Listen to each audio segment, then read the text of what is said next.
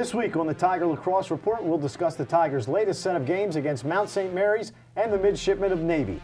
Later, we'll look ahead to the Tigers' next game against the UMBC Retrievers. Stick around, fans. The Tiger Lacrosse Report begins now.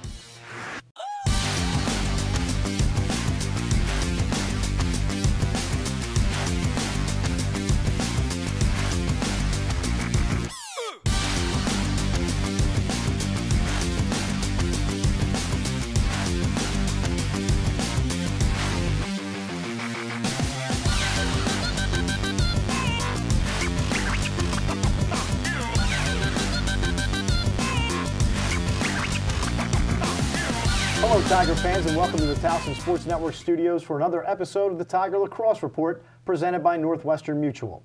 The Tigers started off slow against the Mount, finishing the first half with a tied score at 2.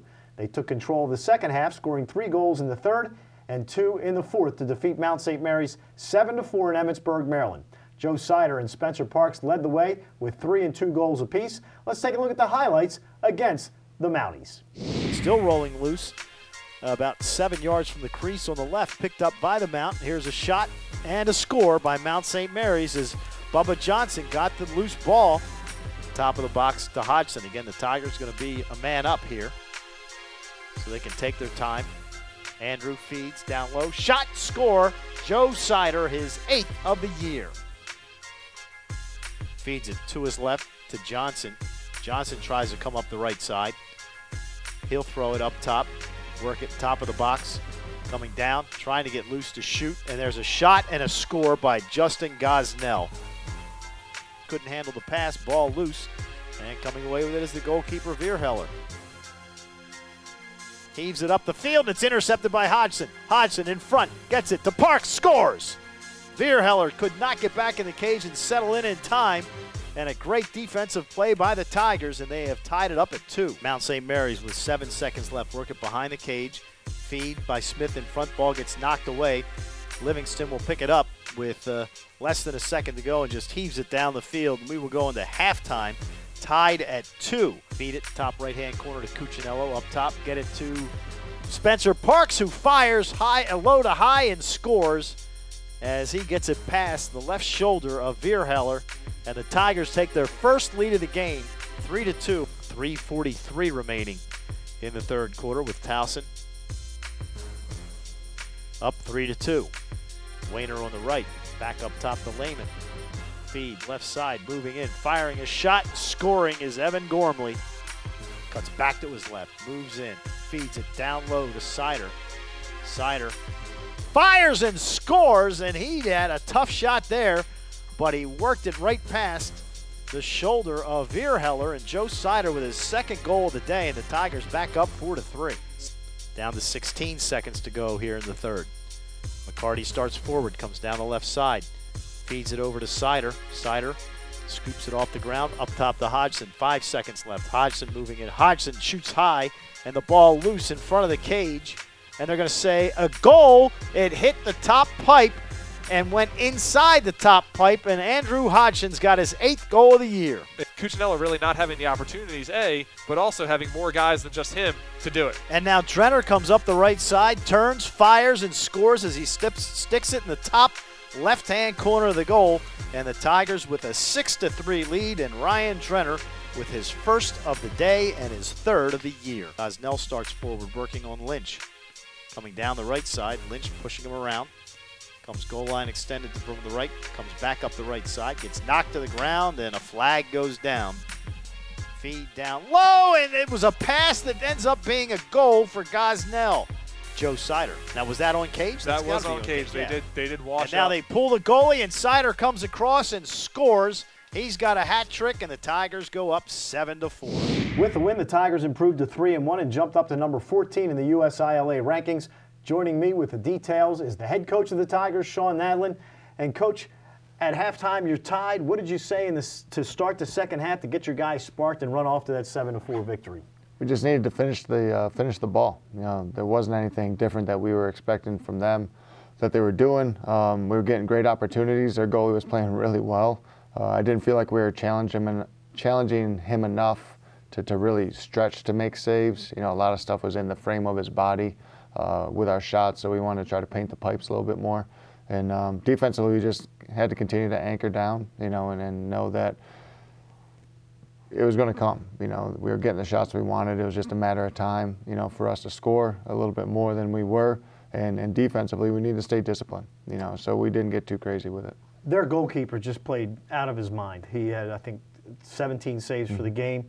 And you're a defenseman by trade. And as an offensive, as you've dealt with offensive players through the years, how frustrated can they get when they know they're making good shots, but the goalkeeper just keeps stopping everything that they throw at him? It can get very frustrating, and it, you know, can get into the head of shooters and an offensive team at times when a goalie's just playing really, really well. But as we said to him, you know, we were shooting, you know, good shots and we were taking good shots, but we weren't putting them in great spots, you know. And he made a couple really nice saves, but when we tested him and put him in good spots, you know, he wasn't on those. You know, he definitely stole some. There's no doubt about it. But you know, we made him look well. You know, he earned his 17 saves. Another area where you improved against Mount St. Mary's, and later on against Navy, we'll talk about that too. Face-offs. Alec Berkeley did a nice job against Mount St. Mary's. He did, and you know, it's good to see Alec do that. You know, he's competing, I think, a little bit more, and whether he's winning the ball outright or if it's a stalemate and he's got to play a little more of a defensive role, he's staying in the battle. And you know, he did a good job of that, and you know, I like to hope that's going to continue to go forward. Lost a valuable wing guy in Tyler Mays, Tyler Young, getting a head injury in that game.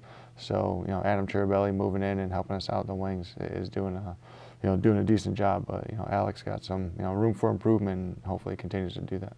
Your connection to Hereford High School has become very good, and now Joe Sider, as a sophomore, no slump so far. He had the 3 goals against Mount St. Mary's. How much has Spencer Parks helped that Joe Sider can continue the scoring rate that he had last year? You got to pay attention to everybody on our offense. You know, all the guys are dangerous. Spencer brings that, you know, attention, you know, with that Joe would bring, and now you got, you know, a double-headed monster. Plus you got Ryan, you know, Drenner controlling the ball behind.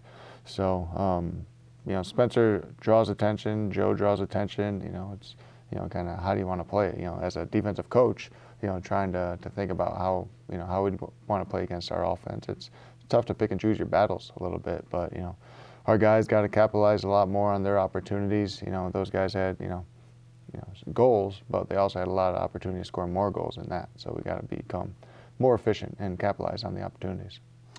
Well, the Tigers, that was their first game of the week. We'll talk about their second game of the last week as we have come to our first break.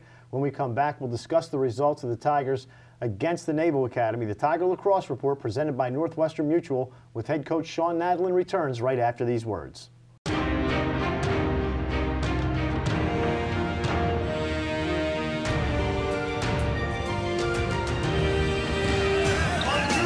With communication comes trust. At Northwestern Mutual, we start by getting to know you. Then together build a financial plan that takes advantage of life's opportunities.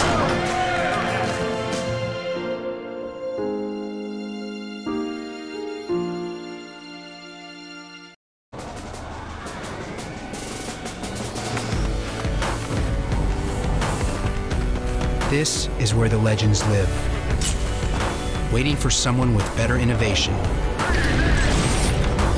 From the brand that reinvented the t-shirt comes the Under Armour Speedform Apollo. This is our rocket ship.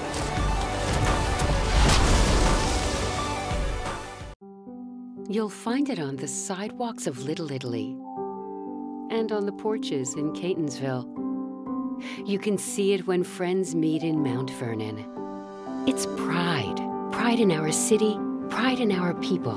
That's why MedStar Health is building the most accessible healthcare system in the region to look after everyone from Lutherville to Locust Point. So no matter where you go, no matter who you are, you're never far from MedStar. Brian Vickers, Aaron's sponsored driver. He doesn't just love racing, he lives it. We got the paper! Woo! His pit crew follows him everywhere. Oddly, so does his boss. Right, sign that, sign that. And his passion for racing is rivaled only by his passion for errands. No credit needed. I'll take it. Congrats. Aaron's makes owning easy through lease ownership, so you can own the life you want. Welcome back to the Tiger Lacrosse Report, brought to you by Northwestern Mutual. I'm Spiro Morekas. The Tigers travel down I-97 to take on the midshipmen of Navy at the Navy Marine Corps Memorial Stadium. The two teams battled back and forth in the freezing rain through 3 overtimes, the longest game the Tigers have played since 2006. Unfortunately, the midshipmen defended their home turf, beating the Tigers by a final score of 8-7 in triple overtime. Before we continue, let's take a look at the highlights from the game against Navy.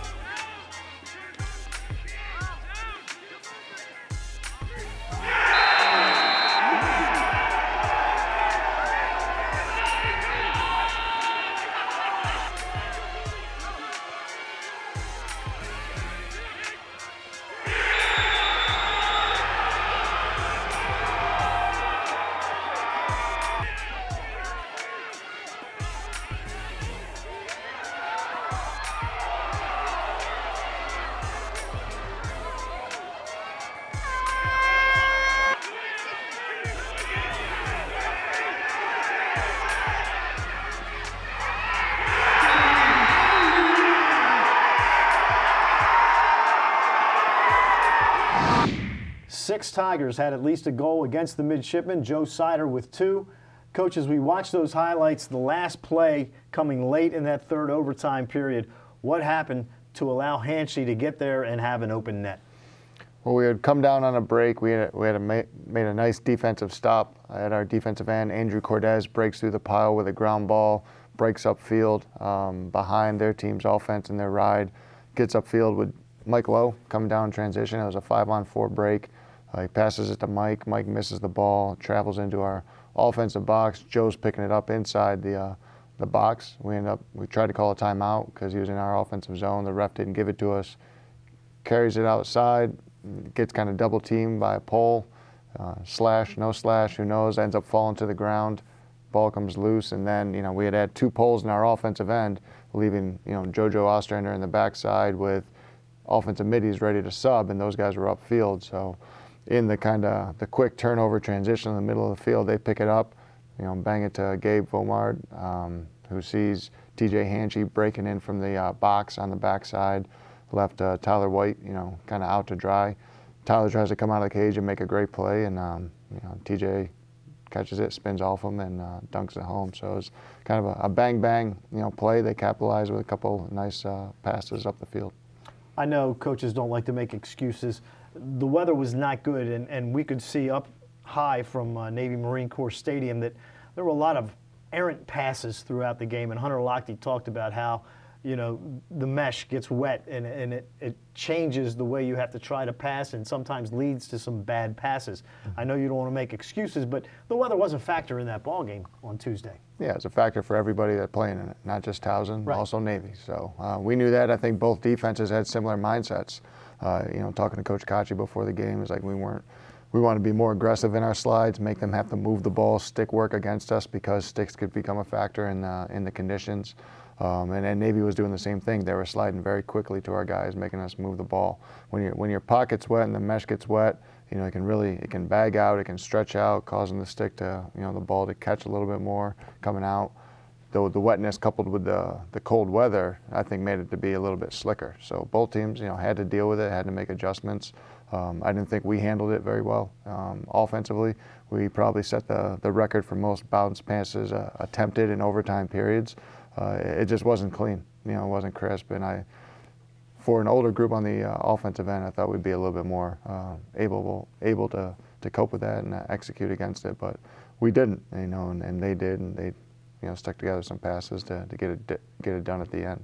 Early on, the offense was clicking. You scored 3 goals in the first quarter, but then only 4 goals the rest of the way, and one of them was shorthanded by defensive midi Dan Livingston. So really, your offense only produced 3 goals through the next 3 quarters and 3 overtime periods. Right. Yeah, and it was product of a few different things. Some turnovers both ways. Our possession time diminished a little bit more in that second half. They were able to control the ball a little bit more.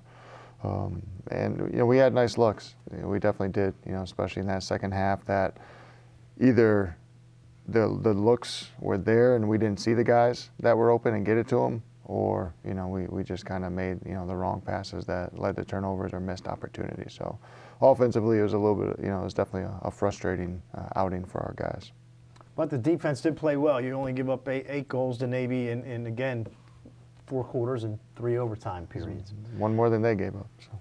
Coming on the other side of this break, we will look ahead to the Tigers' next game against UMBC. We'll be back with the Tiger Lacrosse Report presented by Northwestern Mutual right after these words. Brian Vickers, Aaron's sponsored driver. He doesn't just love racing, he lives it. We got the paper! Woo! His pit crew follows him everywhere. Oddly, so does his boss. Red, sign that, sign that. Yeah! And his passion for racing is rivaled only by his passion for errands. No credit needed. I'll take it. Congrats. Aaron's makes owning easy through lease ownership, so you can own the life you want. You'll find it on the sidewalks of Little Italy and on the porches in Catonsville. You can see it when friends meet in Mount Vernon. It's pride. Pride in our city, pride in our people. That's why MedStar Health is building the most accessible healthcare system in the region to look after everyone from Lutherville to Locust Point. So no matter where you go, no matter who you are, you're never far from MedStar.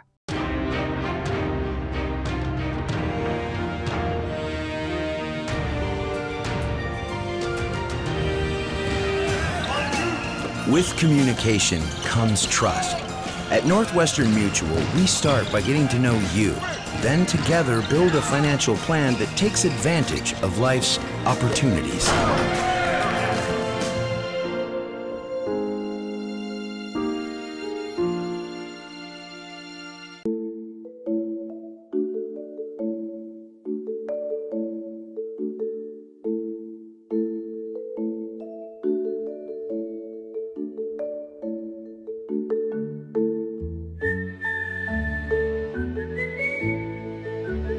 Virtual Wallet can help you be that person who's good with money. See what's free to spend, move money with a slide, save with a shake. Feel good about your decisions. Welcome back to the Tiger Lacrosse Report, brought to you by Northwestern Mutual. I'm Spiro Morekas. The Tigers will be heading to Catonsville this Saturday to take on another local team from Baltimore, the Retrievers of UMBC. Fourth straight road game for the Tigers. Last year, Towson defeated the Retrievers 10-8 here at Johnny Unitas Stadium. The Tigers will be heading into Catonsville with a passion like no other to avenge their tough loss at Navy, while UMBC is seeking to extend their winning streak to 3 after defeating Richmond and Monmouth.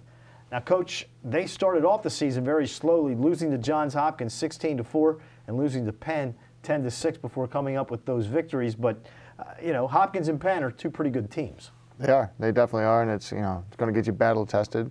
You know, just like when we opened up the season, you know, we play tough teams, just like UMBC does. So I think they're starting to kind of see the fruits of their labor early in the season start to shine through. Richmond's a very, very tough team, you know, well-coached team, and team that puts a lot of pressure on you in different areas. So being able to handle that is something that UMBC did well, obviously, to come away with that win. And I've said this for a long time, having known Coach Zimmerman for a long time, and you know, I don't know if there's a better coach in the country out there. There's obviously a lot of really good coaches, and he's right up there, you know, along the top of them. And you know, we know we're going to get a well-coached team, you know, a disciplined team, and a team that's continuing to, you know, be hungry and want to play better, just like we are. Obviously, in the last 2 games, their defense has played extremely well. They've given up a total of 7 goals in 2 games. So, you know, you're going to face a tough defense on Saturday afternoon. Yeah, they've reined it, you know, I think they've reined it in a little bit defensively from where they were early in the season. And being able to understand that, you know, who they are and trying to play more to their talent and to their, you know, personnel, and being able to figure that out. So, again, we haven't been playing our best offensively. You know, they're playing really well defensively, so it's you know, definitely a concern, but I like to think that our guys are going to be tuned up and ready to go. Let's take a look at your offense, and you look at a couple of guys who last year were pretty key on your offensive end that have struggled, Greg Cuccinello and Ben McCarty. Greg did have a goal against Navy, one of those patented 20-yard bombs that he has. Is that something that maybe can snap him out of this slump that he's been in? Because going into the Navy game, they both were 1 of 17 in shooting. Yeah, it was tough, you know, and you could see it in Mount St. Mary's. Greg was a little frustrated trying to get himself going early. He takes, you know, the initial dodge and shot against Mount St. Mary's, which is never really what we want to do. So he's trying to, I think, push to get himself, you know, into the game a little bit quicker than he needed to. But he's a smart player. He's got good IQ. You know, I think he's starting to understand it could let the game flow to him and try to play more within that. And then as opportunities come, you know, obviously he wants to capitalize on them. He's putting in work off the field on his own time. And, you know, he's understanding that he's got to be better. And Ben's still trying to figure out what he's able to do coming back from his injury. You know, again, he's another guy that I think is trying to push to make things happen instead of just letting it happen, you know, as it comes to him. So those are things that they're working on, and then they know they got to be better. You know, they're getting minutes out there, they're getting valuable time, they're getting opportunities. You know, we got to be better. Tyler White has certainly played very well since being taken out of the Loyola game a couple of weeks ago. His performance against Mount St. Mary's and against Navy yesterday, he played really well. He did, and Tyler's, you know, continues to impress. You know, he kept us in a tight game last night with some really nice chances for Navy to score, whether it be inside or decent looks, you know, from the perimeter, you know, saving one off his head and getting a couple around his feet. And, you know, Tyler's a guy that, you know, tends to make those saves when he probably shouldn't. And, you know, I think he's looking to be more consistent, you know, across the board, but he's also, you know, excited about the defense in front of him. I think those guys are playing pretty well. And when there are some breakdowns, he steps up to the plate and makes the saves when sometimes a normal goalie wouldn't. So we got to expect that same performance every day. Saturday against UMBC will end the state of Maryland portion of your schedule, as the Tigers will finally be back home a week from Saturday when they take on Hobart. Everybody's playing each other, but not quite as much. You look this year, Hopkins is not playing Loyola. Towson does not play Maryland anymore. How important is it to keep these local games that you are playing now? I always think it's great for the state of Maryland, you know, and all the different teams playing against each other. It's just good for media, and then, you know, the local, all those teams have local kids and local kids on their teams, and it's important for competitiveness. You know, you look at all those teams are usually, you know, within the top 20, top 25 in the country. And, you know, it helps. You know, it helps that you don't have to go too far, especially earlier in the season where a lot of those games are being played. You know, if there are weather issues, you're not flying to Notre Dame or Denver or Ohio State or worrying about bus travel to, you know, the Northeast or things like that. You're worrying about, you know, a bus trip to Georgetown or Hopkins or something like that, which oddly enough, 3 of our first 5 games have had to change either days or times or both due to weather. But, you know, it's kind of the nature of the beast with, you know, with when we're starting the season. But being that we're all local, you know, I think it's good for everybody involved. Yeah, certainly a lot easier to change a bus schedule to Annapolis than it is to change a plane schedule or something to Denver, Colorado. We have to take one final break, but we will be back with more of the Tiger Lacrosse Report presented by Northwestern Mutual right after this.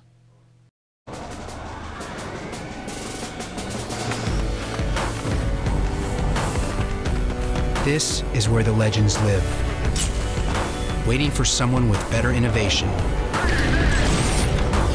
From the brand that reinvented the t-shirt comes the Under Armour Speedform Apollo. This is our rocket ship.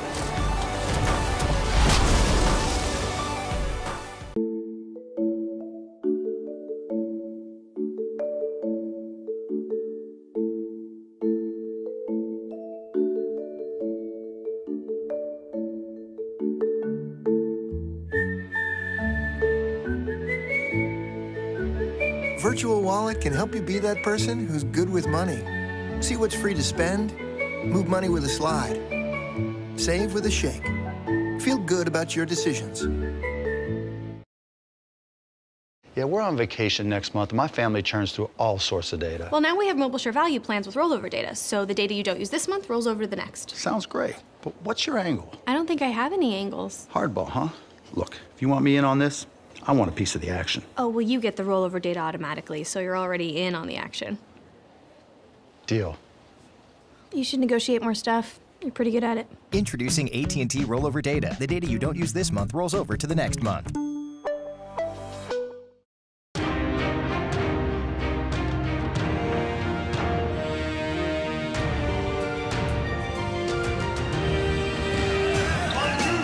With communication comes trust. At Northwestern Mutual, we start by getting to know you. Then together build a financial plan that takes advantage of life's opportunities.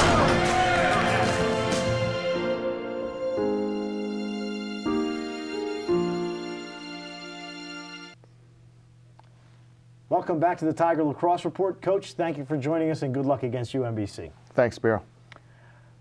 Well, the Tigers will be taking on the Retrievers at 1 o'clock on Saturday, and either myself or Kevin Kopp will be with you on TowsonTigers.com starting at 12:45 with the pregame show, depending on what the Towson men's basketball team does. We'd like to thank you for watching another episode of the Tiger Lacrosse Report presented by Northwestern Mutual, and go Tigers.